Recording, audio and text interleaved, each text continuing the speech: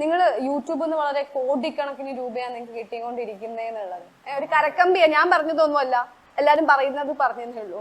സത്യമാണോ ഏട്ടാ? കോടിക്കണക്കിനാന്നാ പറയുന്നത്, കോടാനുകോടി. ഓണത്തിന് 1 കോടി, വിഷുവിന് 1 കോടി, രേഷ്മയ്ക്ക് 1 കോടി. യൂട്യൂബ് എല്ലാവർക്കും അറിയുന്നല്ലോ, യൂട്യൂബിന് എന്തായാലും പൈസ കിട്ടും യൂട്യൂബിന്. പക്ഷെ അത് ഇത്ര പൈസ അല്ലെങ്കിൽ കറക്റ്റ് ഇത്ര മാസം എനിക്ക് കിട്ടി അങ്ങനെ ഒരു കറക്റ്റായിട്ട് പറയാൻ നമ്മളെ കൊണ്ടൊന്നല്ല വേറെ കൊണ്ടും പറ്റില്ല. കാരണം അതിന് അങ്ങനെ ഒരു സ്ഥിരതയുള്ള സംഭവം ഒന്നല്ല. അതിപ്പം വീഡിയോ ഇട്ട് കഴിഞ്ഞാൽ അതിന് പൈസ കിട്ടും. വീഡിയോ ഇടുന്നതിനനുസരിച്ച് റവന്യൂ കിട്ടിക്കൊണ്ടിരിക്കും. കൂടുതലായിട്ട് അങ്ങനെ പറയാം ഇത്ര കിട്ടുന്നുണ്ട് അങ്ങനെ.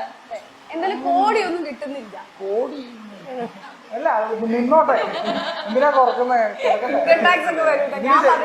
ഇതിന് ചെലവൊന്നുമില്ലല്ലോ, നിന്നോട്ടെ. അങ്ങനെ പറയുന്നതിന് ഇപ്പൊ അങ്ങനെ പ്രത്യേകിച്ച് ഒന്നുമില്ല. ഞാൻ യൂട്യൂബ് തുടങ്ങിയിട്ട് 3 വർഷമായിട്ടുള്ളൂ.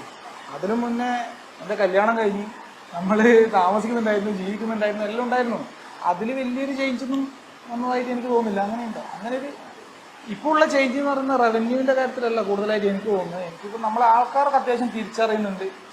ആ ഒരു ചേഞ്ച് വന്നു, അതിൽ ഭയങ്കര ഹാപ്പി എന്നല്ലാതെ അങ്ങനെ ഒരു കുറച്ച് പൈസ കിട്ടി ഭയങ്കര അങ്ങ് ചേഞ്ച്, അങ്ങനത്തെ ചേഞ്ചൊന്നും എനിക്ക് ഫീൽ ചെയ്യുന്നില്ല. നിങ്ങൾക്ക് ഇനി അങ്ങനെ പുറമേ നിന്ന് നോക്കുമ്പോൾ അങ്ങനെ തോന്നുന്നുണ്ടോ? നിങ്ങളിത് യൂട്യൂബർ സംഖ്യ എന്നുള്ള കണ്ണിൽ കാണുന്നോണ്ടുള്ളൊരു പ്രശ്നം അങ്ങനെ ഒരിക്കലും കാണാൻ പറ്റില്ല. ഓക്കെ, നിങ്ങൾക്ക് ഇപ്പൊ ഈ റവന്യൂ കൊണ്ട് തന്നെ നിങ്ങൾ ഏറ്റവും കൂടുതലായിട്ട് ഒരു ഗിഫ്റ്റ് വാങ്ങി കൊടുക്കുക, അല്ലെങ്കിൽ ഒരു സാധനം ഉണ്ടാക്കുക, അങ്ങനെ എന്തെങ്കിലും നിങ്ങൾ യൂട്യൂബ് വരുമാനം കൊണ്ട് ചെയ്തു വെച്ച ഒരു ഫിക്സ്ഡ് അസറ്റ് എന്തെങ്കിലും ഉണ്ടോ? ക്യാമറ വാങ്ങിയിട്ടുണ്ട്, അതിനുള്ള മൈക്ക് വാങ്ങിയിട്ടുണ്ട്.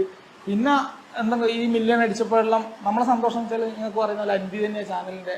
അപ്പോൾ അൻവിക്ക് ചെറിയ വണ്ടി കാര്യങ്ങൾ അങ്ങനത്തെ എല്ലാം വാങ്ങിക്കൊടുക്കും. അതെല്ലാം ശരിക്കും പറഞ്ഞാൽ ഇതിൽ നിന്ന് കിട്ടിയ പൈസ കൊണ്ട്, ഇതിൽ നിന്ന് കിട്ടിയെന്നല്ല, എന്നാലും നമ്മൾ ആ സന്തോഷം അങ്ങനെ ചെയ്യാറ്. ഇപ്പൊ രേഷ്മ, നമ്മുടെ ഒരു കാര്യം രേഷ്മ ശ്രദ്ധിച്ചോന്ന് എനിക്കറിയില്ല, ഞാൻ ശ്രദ്ധിച്ചു. നിങ്ങളുടെ ഒരു ലോഗോ ഉണ്ട്. ഫസ്റ്റ് നിങ്ങളുടെ വീഡിയോ തുടങ്ങുമ്പോൾ ഒരു ലോഗോ ഉണ്ടായിട്ടാ, അതിൽ നമ്മുടെ രേഷ്മ ഇല്ല. എന്തമ്മേ രേഷ്മേനെ കൂട്ടാക്ക? ഇവരെ ഫാമിലിയിൽ രേഷ്മയില്ല. ആ ലോഗോ ആക്കിയത് നമ്മളല്ല, കാരണം നമുക്ക് അത് ആക്കാൻ അറിയില്ല. അതൊരാളെ ആക്കി തരണത്രേ. അയാൾക്ക് മെസ്സേജ് അയച്ചിട്ട് ഒരാഴ്ചയായി. അപ്പൊ രേഷ്മ ചോദിച്ചോ എന്താ എന്നെ ചേർക്കാത്ത? ഇവള് ഇതുവരെ ശ്രദ്ധിച്ചില്ല, ഇന്നും അവനെ ശ്രദ്ധിച്ചോ? രേഷ്മ വന്നതിന് ശേഷം സംഗീതയുടെ ലൈഫിൽ വന്ന മാറ്റം എന്താ രേഷ്മ? സംഗീതനോട് തന്നെ വായിക്കണ്ടേ? സംഗീതന്റെ മാറ്റം വന്ന ഞാൻ വന്നേരോ സംഗീതയുടെ ഒരു അച്ഛനായി.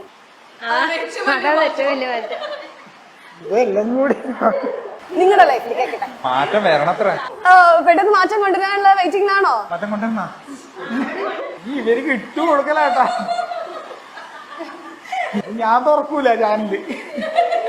രണ്ടുപേരും 2 ടീമാക്കി വെച്ചിട്ട് ഞാനും അമ്മയും ടീം. ഓക്കെ,